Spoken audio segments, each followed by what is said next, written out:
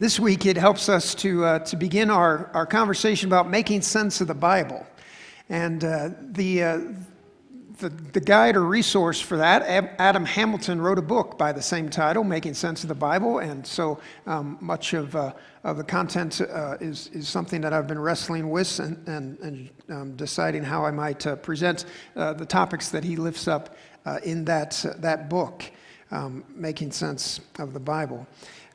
Making sense of the Bible has been a lifelong pursuit for me. It started when I received from Asbury United Methodist Church in Delaware, Ohio. I'm sure you've all been there. Well, at any rate, it was an important moment in my life when I received a third grade Bible, much like this one. This is the one that many of our third graders receive here in our church. It's a story Bible, and you'll note that it has plenty of pictures that make it just a little more exciting. And that's the way it was for me when I started out and had this kind of a condensed version of Scripture that told the key stories, but also had some pictures within it. Maybe you've seen a book like that or had a similar beginning experience encountering the Bible through a story Bible like that one. Later in life, I got interested in reading Scripture in a deeper way, and I asked my parents for a birthday gift of a study Bible, and they got me this NIV study Bible, which includes some guidance about each book of the Bible, gives some background, and then it has footnotes as well, and gives some understanding of key words in the Hebrew and the Greek language and Aramaic that's found within Scripture. So this one was a gift to me October 28th. That's my birthday, by the way. October 28th, 1988, from my parents. They gave me this particular study Bible when I requested it. So I was a young man in college at that time and was beginning to explore Scripture in a deeper way with a Bible study group that I was a part of.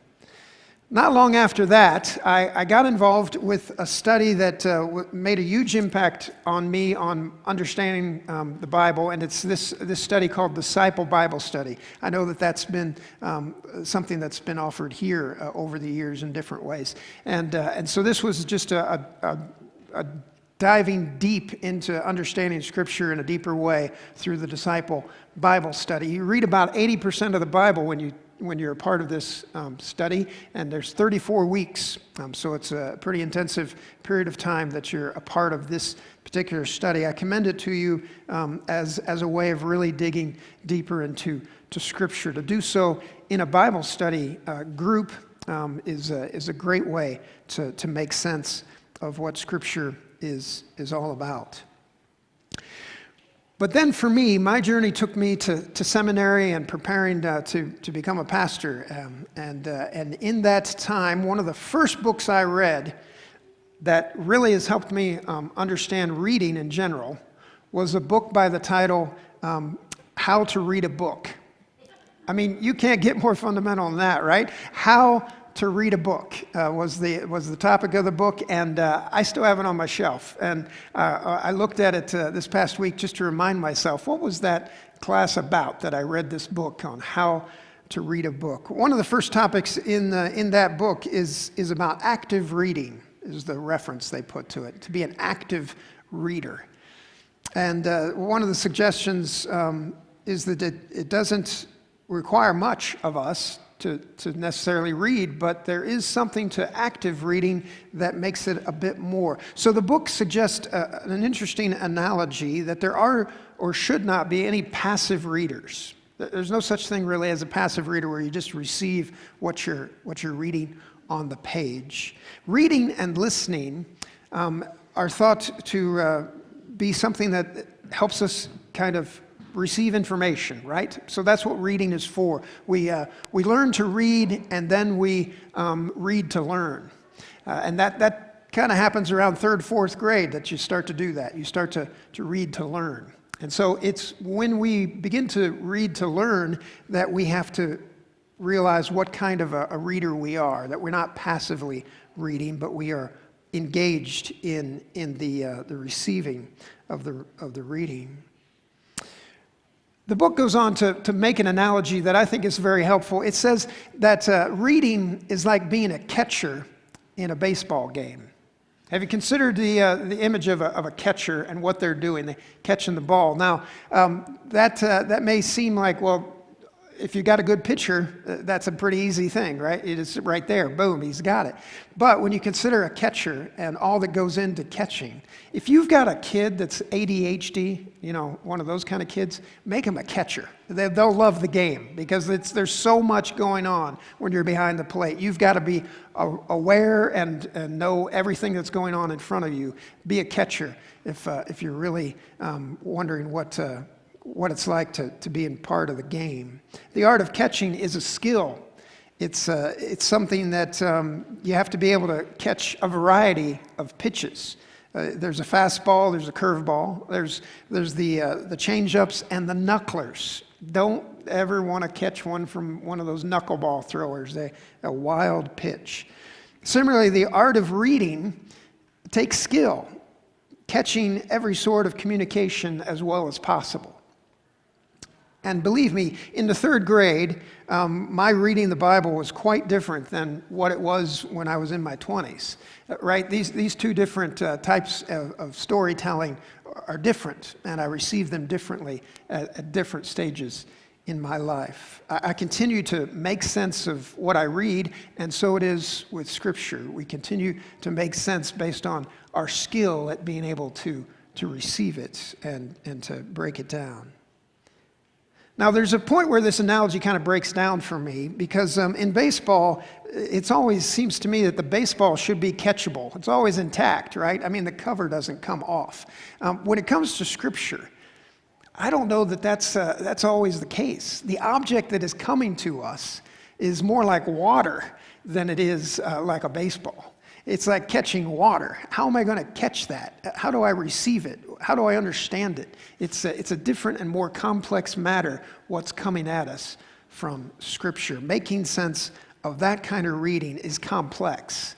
And I don't want to make it sound like you can do it as an easy fashion. Truth is, being a catcher is not all that easy, and neither is the complex nature of what's coming at us when we read Scripture. All right, so let's dig in today in making sense of the Hebrew Scriptures. So first off, why do I say Hebrew Scriptures rather than Old Testament as I begin my message today? Well, I'm glad you asked. So I use the term Hebrew Scriptures because there's something about using the term Old Testament that is dependent upon the New Testament, which is rooted in the Old and New Covenant concept that is found in Scripture. Using old implies that there's something inferior about it. It's secondary. Maybe it's not even worth reading. And that's not the truth of what's found in the Old Testament. That something new is more important, and therefore you don't need to read the old. Well, if we use a term like Hebrew Scripture, as I'm using, it avoids that attitude and elevates its worth of studying to use those terms. After all, it's what Jesus had to work with, right? It's all Jesus had to work with was the Hebrew Scriptures.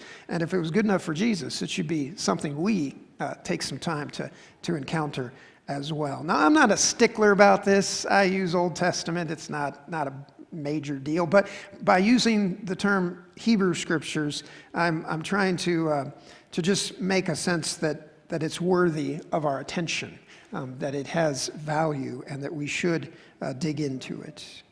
So here are the titles of the books of the Hebrew Scriptures. Some of us had to memorize these when we were in Sunday school years ago.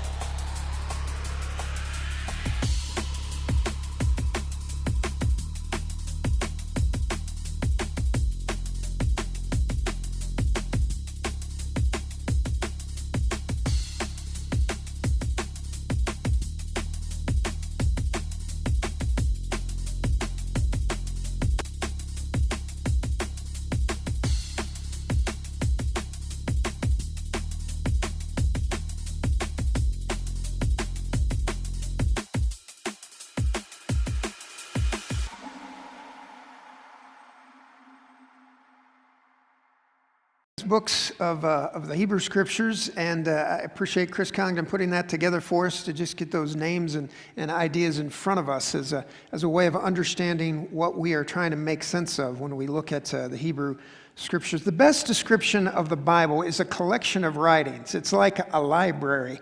So think of the library shelf, and that's what we've got when we look at the Bible. It's not one book.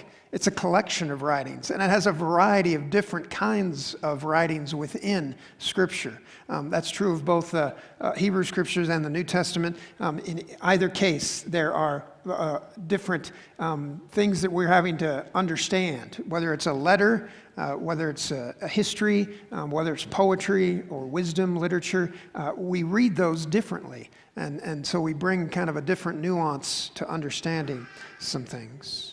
So who wrote the Hebrew Scriptures, and how was God involved? Now, if you were to ask my third grade self, I would have told you that I understand that in the United Methodist tradition, God inspired the writings. And so I had this image that God wrote it, right? God wrote it, put it on, engraved on stone, right? Just handed it to Moses and said, "Here you go. This is it." Right. So that was my image when I was a young person and starting to get involved in understanding Scripture. Moses directly from the clouds received this.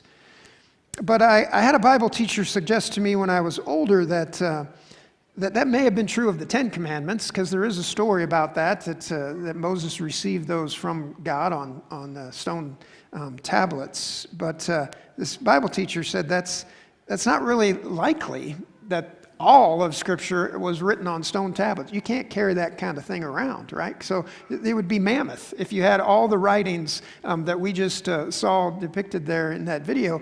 If you had all those writings on stone tablets, you couldn't move that library around. So nomadic people of the Hebrews could not have moved those writings around. So the truth is they were not written all down and handed to us from God on high. The prophets alone just had too much material to be on written stone. So where did the Hebrew Scriptures come from? The beginnings, of course, were storytelling, oral storytelling, not written word. It was spoken word. They didn't write things down back in the day, and it was storytellers around a campfire. That's the image that I kind of think of when I think about how these stories began. And so I have this image of the people of God gathered around a campfire, and they're hearing the elders share the important stories of the faith. And these stories got retold and told again, the ones that really connected and made some sense about what God was like and what the people of God were to be about and the relationship that God had with God's people. Those stories got condensed and told and retold. And so traditionally the first 5 books of the Bible, the Torah, the Pentateuch, and the books of Moses were thought to be written by Moses as well.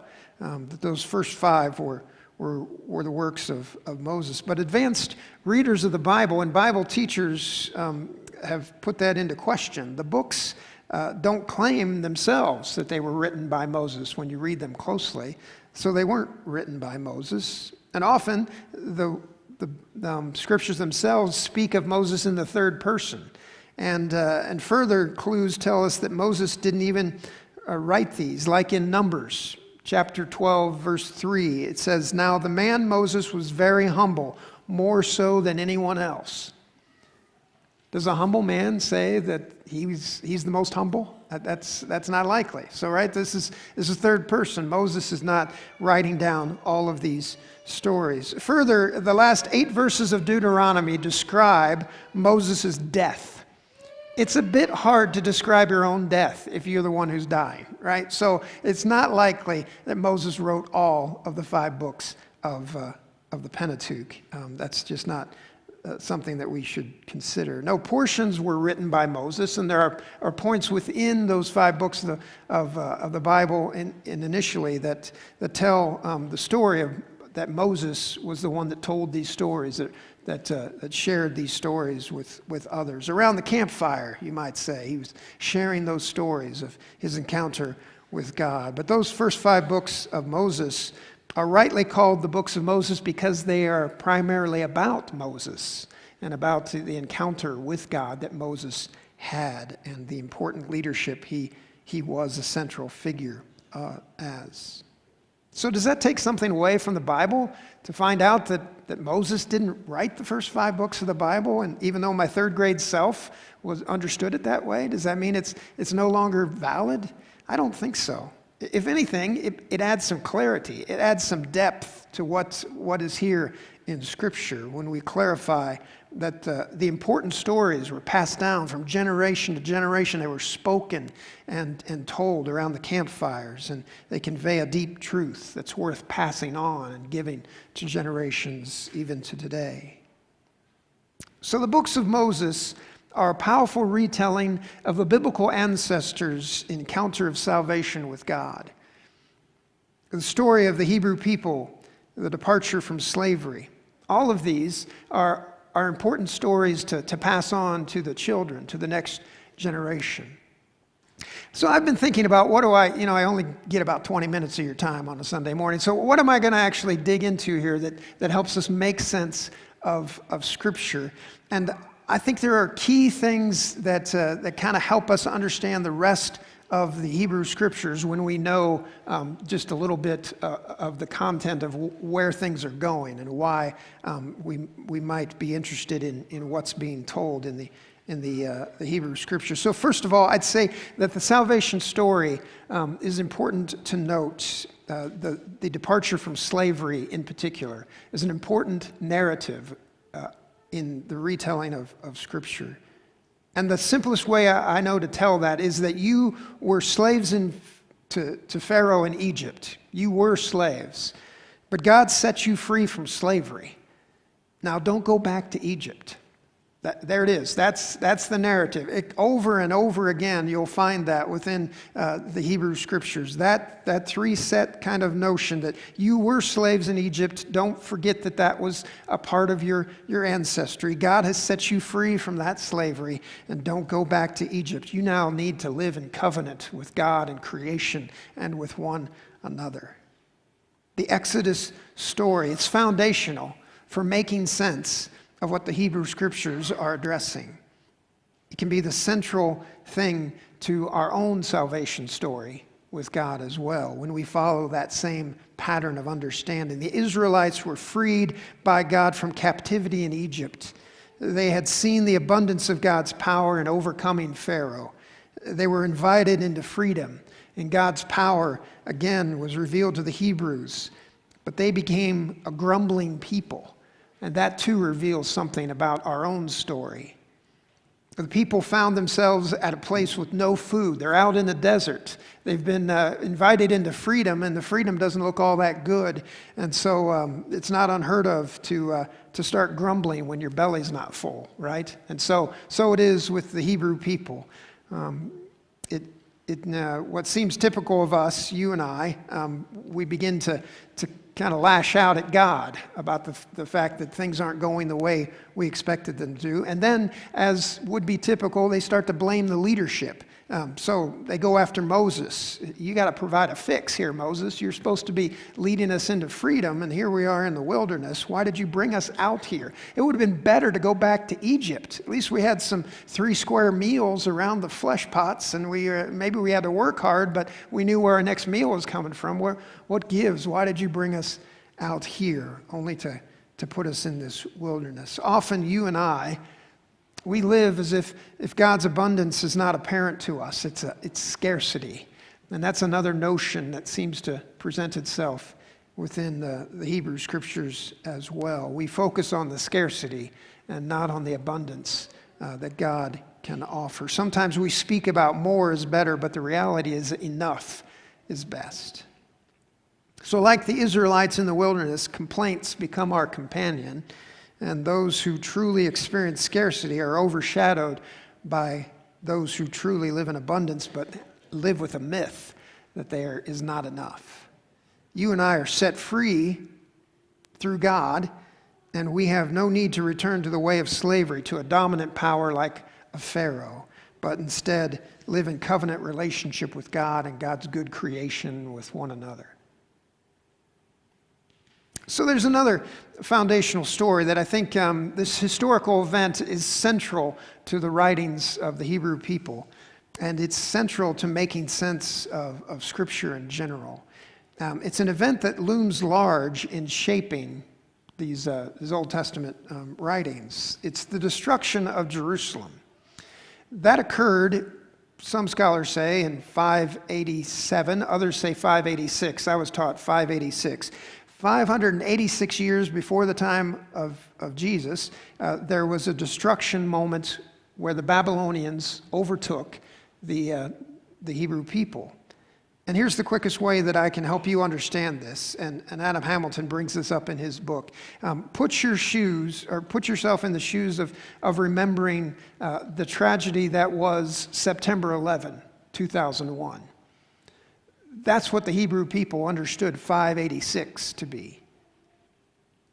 Remember, if you could, if you were old enough, if you were alive then, what you were feeling that day as you watched the television footage of American Flight 11 and United Flight 175, the crashing into the World Trade Center. And then shortly afterwards, there was footage of an American Flight 77 crashing into the Pentagon, and then the news that United Flight 93 had crashed in a field. All that occurred on September 11th, 2001. It still is a moving experience when I see that image.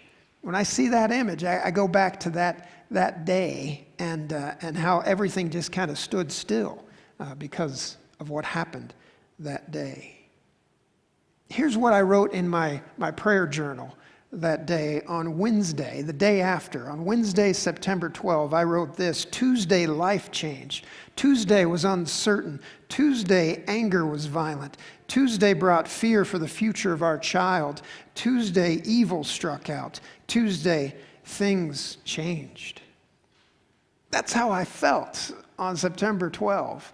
That's the kind of feeling that the Hebrew people had about 586 and the destruction of Jerusalem and the temple in 586. It was the summer of 586 BC, and after a long siege on Jerusalem, the Babylonian army finally broke through the protective walls of Jerusalem, and they burned down homes, and they captured the Jewish king and killed his sons right in front of the Jewish king Zedekiah. And the Babylonians then raided the temple, and they set fire to the temple. And the people stood and they wept. You can read this tragic story in 2 Kings chapter 25. This event shaped the Hebrew Scriptures. And many of the Psalms come from this period. The Psalms have that kind of angst in them, is dealing with that tragedy. The historical books of Joshua to 2 Kings appear to be making sense of this tragedy. In part, that's what they are referring to when they lament. And the prophets warned something like this could happen in lead up to 586. Many of the prophets said this is what's going to happen if we don't change our ways. And then after 586, the prophets lamented the loss and the grief of coming towards exile as the Babylonians had taken over. Hear the sadness in Jeremiah's writing in chapter 8, verse 18. My joy is gone, grief is upon me, my heart is sick. Hark the cry of my poor people from far and wide in the land. Is the Lord not in Zion? Is her king not in her? Why have they provoked me to anger with their images, with their foreign idols? The harvest is past, the summer is ended, and we are not saved. For the hurt of my poor people, I am hurt, I mourn, and dismay has taken hold of me. Is there no balm in Gilead? Is there no physician there? Why then has the health of my poor people not been restored? Oh, that my head were a spring of water and my eyes a fountain of tears, so that I might weep day and night for the slain of my poor people.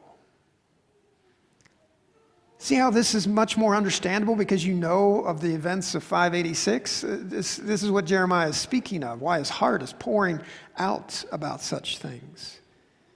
It's having these kind of understandings that help us to be able to be more effective in understanding what it is we're reading when we look to the Hebrew Scriptures. If you're going to make sense of the Bible, you do well to know something of the historical context, to be able to critically think about that is an important part of our understanding Scripture. If I would just have stayed on my third grade self, and that's the only way that I understand the Scripture, and I never dig into when I was a bit older and thought, what is really going on? If we don't do some of that hard work of kind of knowing the historical context of what's written, then we don't have a clear picture of what it is we're trying to catch, what it is we're trying to make sense of, what it is to be a people of God.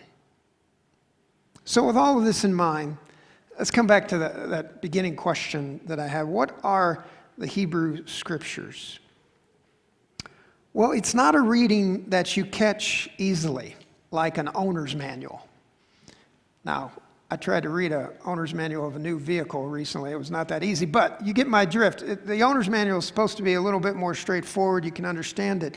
But that's not the truth of what we're reading when we look to the Hebrew Scriptures and making sense of the Bible in general. And if we're to watch a catcher in the game of baseball, you know that it's no easy position to play. There's some learning that takes place. We too have to put in some effort to catch the meaning of our Scriptures.